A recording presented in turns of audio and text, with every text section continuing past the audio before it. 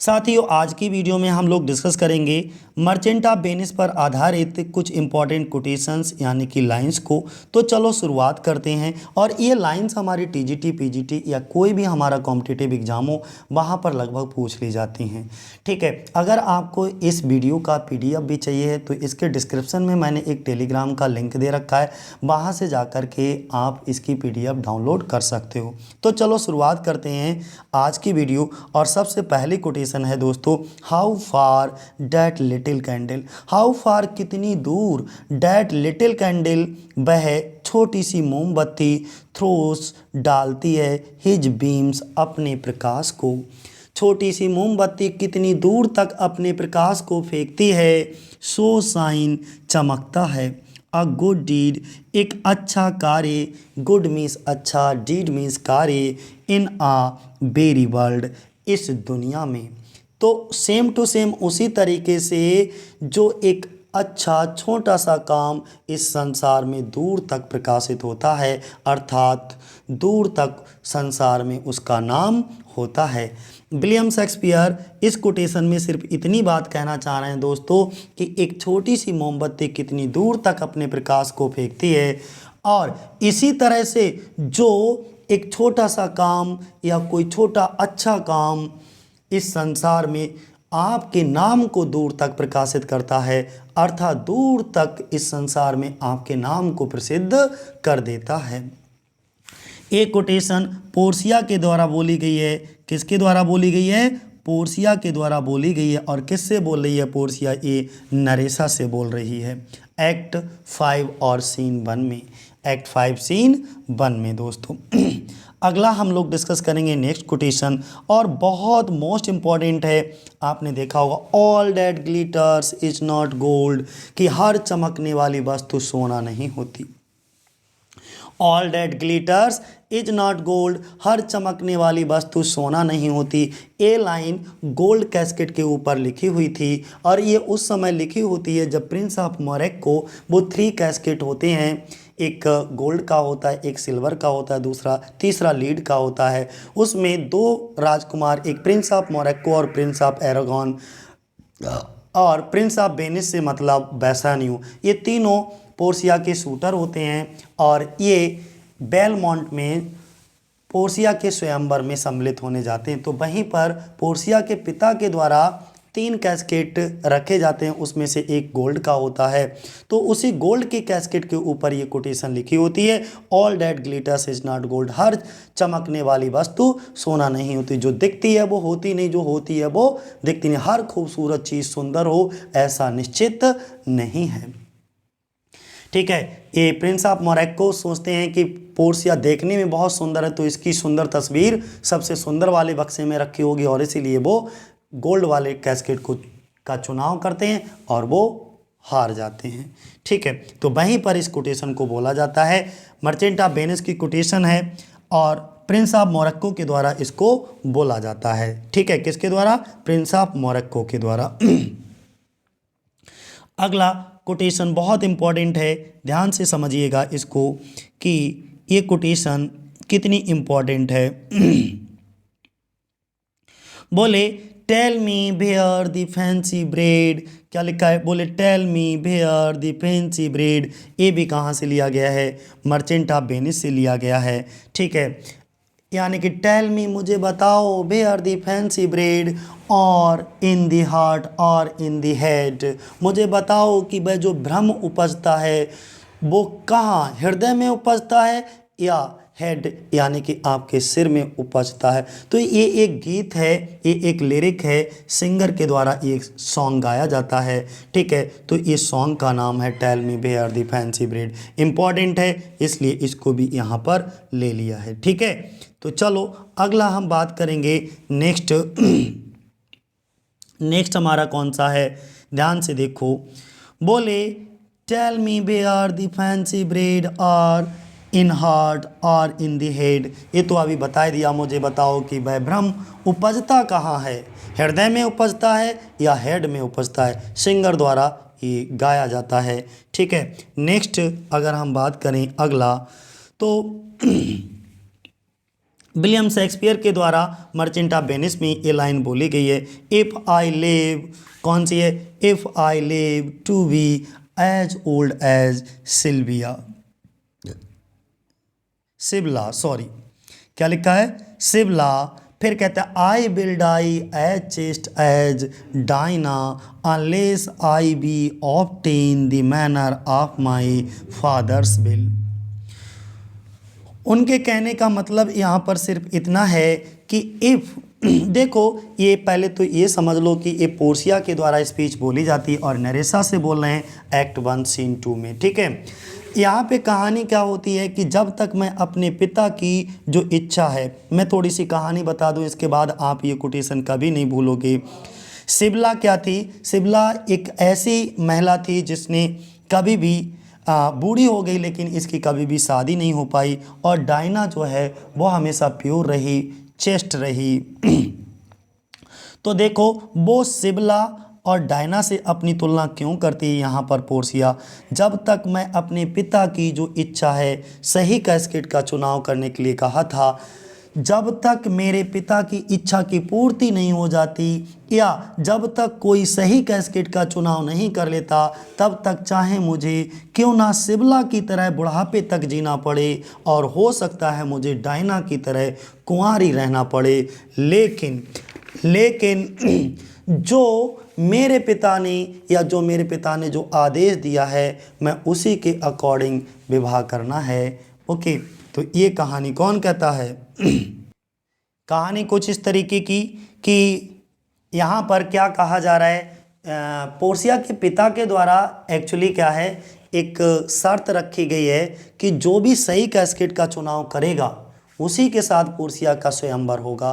तो जो स्वयंवर सही कैस्केट का चुनाव चाहे वो कोई भी कर ले, उसके साथ पोर्सिया की शादी कर दी जाएगी। तो इसीलिए पोर्सिया यहाँ पर कहती है कि भाई कुछ भी हो, कैसे भी हो, हम शादी उसी से करेंगे जो सही कैस्केट का चुनाव करेगा। यानी कि जब तक मैं अपने पिता की जो इच्छा है ना कि सही कैस्केट का चुनाव करने को कहा था, जब तक कोई भी व्यक्ति ऐसा नहीं आ जाता जो मेरे पिता की इच्छा की पूर्ति नहीं कर देता, यानी कि सही कैस्केट का चुनाव नहीं कर लेता, तब तक मैं उससे शादी नहीं कर सकती। फिर चाहे, तब वो ये बात कहती है, फिर चाहे मुझे सिबला की तरह, किसकी तरह? सिबला की तरह, देखो यहाँ लिखा है, फिर चाहे मुझे सिबला की तरह सिबला की तरह चाहे बूढ़े हो जाना पड़े। अगर कोई भी किसी तरीके से सही कैस्केट का चुनाव नहीं कर पाया तो कोई बात नहीं, मैं सिबला की तरह बुढ़ापे तक ऐसे ही कुंवारी रह जाऊंगी। If I live to be as old as Sibylla, चाहे उतनी बूढ़ी हो जाऊं जितनी की सिबला। आई विल डाई, चाहे मुझे मर जाना पड़े, चेस्ट कुंवारी ही मर जाना पड़े, चाहे मुझे कुंवारी ही रहना पड़े, बिल्कुल डायना की तरह एकदम कुंवारा मर जाना पड़े। अनलेस आई बी ऑब्टेन, लेकिन मैं आज्ञा का पालन करूंगी, ऑब्टेन करूंगी by the manner of my father's will. किसकी? By the manner of my father's will, manner तरीके से, ऑफ माय फादर्स पिता की, विल मीन्स इच्छा, विल मीन्स इच्छा के अनुसार। लेकिन मैं शादी करूंगी तो सिर्फ अपने पिता की इच्छा के अनुसार ही करूंगी। अगला कोटेशन है, यहाँ पर देखिएगा ध्यान से, नेक्स्ट बहुत इंपॉर्टेंट कोटेशन है और ये कोटेशन आपका बोला जाता है प्ले के एकदम स्टार्टिंग लाइन में एंटोनियो के द्वारा बोला जाता है, इसलिए बड़े ध्यान से सुनना, बहुत मोस्ट इम्पॉर्टेंट है। इन सूथ, सूथ का मतलब होता है वास्तव में, सच में, रियली, आई नो नॉट, मैं नहीं जानता, आई नो नॉट, मैं नहीं जानता, भाई क्यों, आई एम सो सैड, मैं इतना दुखी क्यों हूँ, मुझे खुद नहीं पता। कौन कहता है? एंटोनियो कहता है। It wearies me, okay, you say it wearies you, but how I caught it, okay, found it or came by it, what stuff it is made of, whereof, okay, it is born, I am to learn। वो कहता है कि सचमुच मैं नहीं समझ पा रहा हूँ, मुझे, आई नो नॉट, मैं नहीं जानता, भाई आई एम सो सैड, मैं इतना दुखी क्यों हूँ, ठीक है, मेरा एहसास मुझे दुख दे रहा है, इट बरीज मी, वो मुझे परेशान कर रहा है, मेरा एहसास ही मुझे दुखी कर रहा है। और तुम लोग कहते हो, एंड यू से, और तुम लोग कहते हो, इट बेरीज यू, कि तुम भी दुखी हो रहे हो, मैं स्वयं नहीं जानता कि एक किस प्रकार का रोग मुझे लगा है, but how I caught it round it, मैं खुद इस बात के बारे में कुछ भी नहीं जानता कि मुझे ये रोग कैसे लग गया, इस रोग ने मुझे कैसे पकड़ लिया। ओके, व्हाट स्टप्टिस, और किस प्रकार मैंने इसे पाया, ये रोग मुझे लगा कहाँ से, आया कहाँ से, मैंने इसे कहाँ से पाया।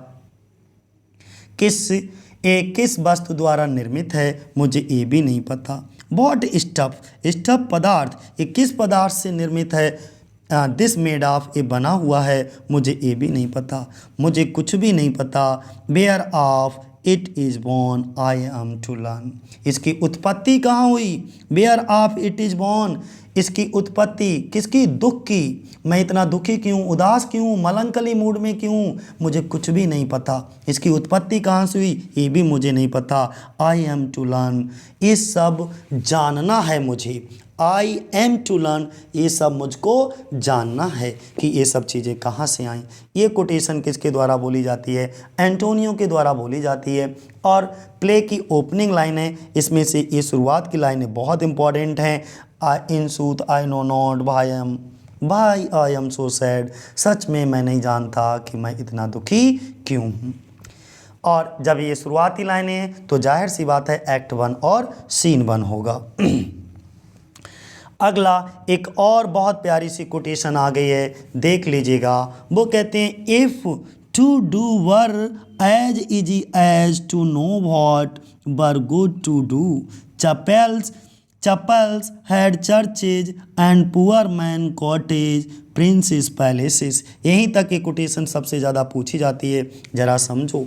मैंने क्या बताया मैंने बताया इफ़, देखो वो कहते हैं इफ़, ज़रा ध्यान से समझिएगा, मैं एक एक चीज़ को बहुत बढ़िया करके क्लियर कर दूंगा यहीं पे।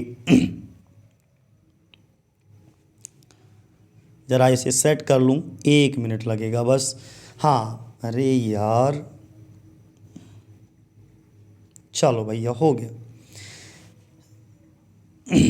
वो क्या कहता है, if to do were as easy as to know what were good to do, उत्तम को जानना, बेहतर को जानना जितना आसान है उतना ही उसे करना।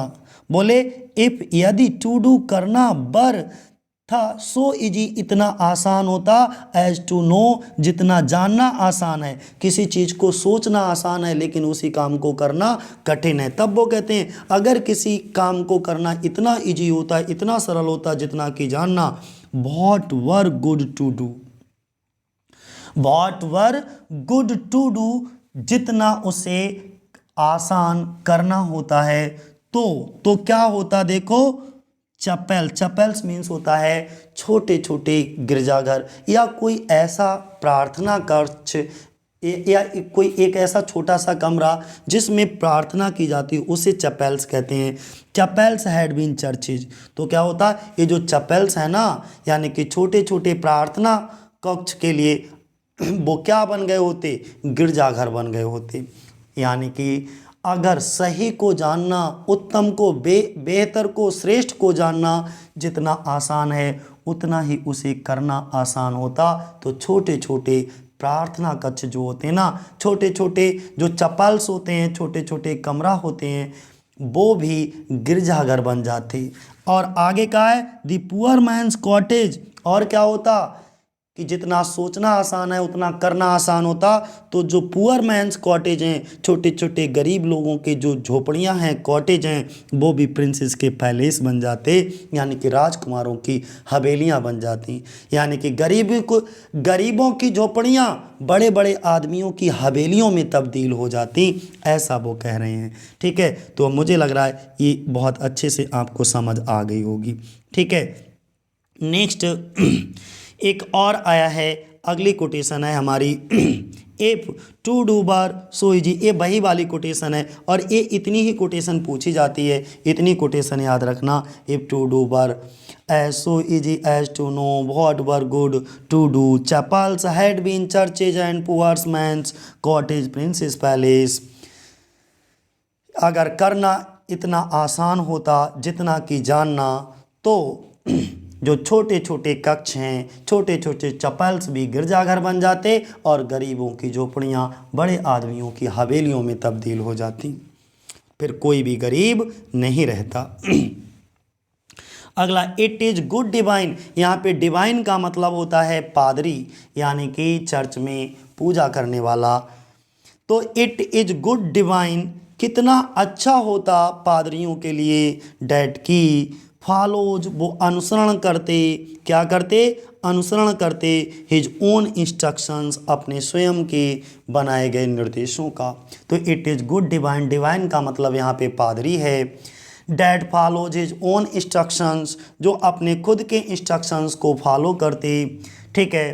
तो उनके कहने का मतलब सिर्फ इतना है कि जो अपने उपदेशों को स्वयं मानकर चलता है वही वास्तविक पादरी होता है। क्या बोला गया, जो अपने उपदेश को, जो मान लीजिए आप दूसरों को उपदेश दे रहे हो, वही उपदेश स्वयं मान करके चलते हो, तो तुम वास्तविक पादरी हो। ये पोर्सिया के द्वारा बोला जाता है। किसके द्वारा, पोर्सिया के द्वारा, एक्ट 1 सीन 2 में, ठीक है। हमें लग रहा है पिछले वाले का इसका नहीं बताया था एक्ट वगैरह, है ना।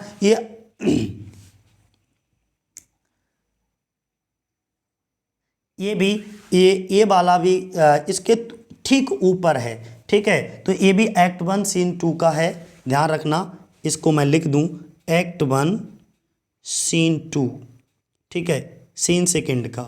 और ये भी एक्ट 1 सीन 2, दोनों ही quotation. It is good divine that follows his own instructions. अगला, नेक्स्ट एक और इंपॉर्टेंट कोटेशन आई है, the devil can cite scriptures. क्या कहा, the devil can cite scriptures. Scripture का मतलब होता है शास्त्र वगैरह के लिए बोलते हैं, फॉर हिज पर्पज, अपने उद्देश्य के लिए। देखते हो बैसानियों, क्या कहते हैं, देखते हो बैसानियों, अपने स्वार्थ के लिए शैतान किस प्रकार शास्त्रों को पढ़ता है, शास्त्रों का को जो है आवाहन कर सकता है। पापी स्क्रिप्चर, शास्त्र, फॉर हिज ओन पर्पज, अपने स्वयं के उद्देश्य के लिए। An able soul producing holy witness, और जो एबिल सोल होती है, बुरी आत्मा होती है, वो प्रोड्यूस करती है होली विटनेस, इज स्माइलिंग चीक। और पापी जब धर्म को साक्षी बनाता है, और पापी जब धर्म को साक्षी बनाता है, तब लगता है मानो वह एक मुस्कुराता हुआ शैतान हो। स्माइलिंग चीक, उसके जो चीक होते हैं, गाल होते हैं, ऐसे नज़र आते हैं जैसे कि वो स्माइलिंग कर रहा हो। बात क्लियर हो गई, हमने क्या समझाया यहाँ पे। और ये जो है किसके द्वारा बोला जाता है, एंटोनियो के द्वारा, और साइलॉक से बोल रहा है एंटोनियो। एक्ट 1 सीन 3 है, क्या है, देखते हो बैसानियों, अपने स्वार्थ के लिए शैतान किस प्रकार शास्त्रों को उल्लेखित करता है, उद्धत कर सकता है, उसका आवाहन कर सकता है। पापी जब धर्म को साक्षी बनाता है, तब लगता है मानो वह एक मुस्कुराता हुआ शैतान हो। और अगले कोटेशन की अगर हम बात करें, बोले बहुत मोस्ट इंपॉर्टेंट कोटेशन है, but love is blind and lovers can not see what PT follies they them self commit. इसका अर्थ हुआ, बट लव इज ब्लाइंड, प्यार अंधा होता है। क्या क्या, प्यार तो अंधा है, प्रेम तो अंधा है, एंड और लवर्स, प्रेमी, कैन नॉट सी, नहीं देख पाते, नहीं समझ पाते, बहुत क्या, पीटी फॉलीज, कि उन्होंने कौन सी सुंदर गलतियों को कर दिया है, फॉलीज कौन सी मूर्खताओं को किया है, दे देम सेल्फ, उन्होंने स्वयं, दे लवर्स के लिए यूज हुआ है, देम सेल्फ स्वयं कमिट कर दी हैं। प्रेम तो अंधा होता है, और जो प्रेमी होते हैं ना, वो नहीं देख सकते कि उन सुंदर भूलों को जिनको वो प्यार में करते हैं, वो उनको खुद ही नहीं देख सकते। कहते नहीं, प्यार इतना अंधा होता है कि प्यार में पड़े हुए व्यक्ति को सही क्या है, गलत क्या है, अच्छा क्या है, बुरा क्या है, कुछ भी दिखाई नहीं देता। उनको प्यार में की गई गलतियां भी उन्हें सुंदर प्यारी भूल नज़र आती हैं। ये विलियम शेक्सपियर कहते हैं। कब कहते हैं, सॉरी, विलियम शेक्सपियर के द्वारा लिखी गई लाइन मर्चेंट ऑफ वेनिस में है। और मर्चेंट ऑफ वेनिस में इसको कौन कहता है, जेसिका कहती हैं। किससे, लोरेंजो से। जेसिका कहती हैं लोरेंजो से। और ये एक्ट 2 सीन 6 है। और आज की ये बहुत इंपॉर्टेंट मोस्ट इंपॉर्टेंट कोटेशन एक बार देख लो। बोले if you prick us we do not bleed। if you prick us we do not bleed। और फिर वो कहते हैं if you tickle us do we not laugh। यदि तुम मुझे गुदगुदाओगे तो क्या हम नहीं हंसेंगे। If you poison us do we not die. यदि तुम मुझे पॉइजन दोगे तो क्या हम नहीं मरेंगे। And if you wrong us shall be not revenge. और यदि तुम मेरे साथ कुछ गलत करोगे तो क्या हम बदला नहीं लेंगे। सैलाक के द्वारा कहा जाता है सैलोरिनो से। सैलाक कहता है सैलोरिनो से एक्ट थर्ड और सीन फर्स्ट में। ठीक है।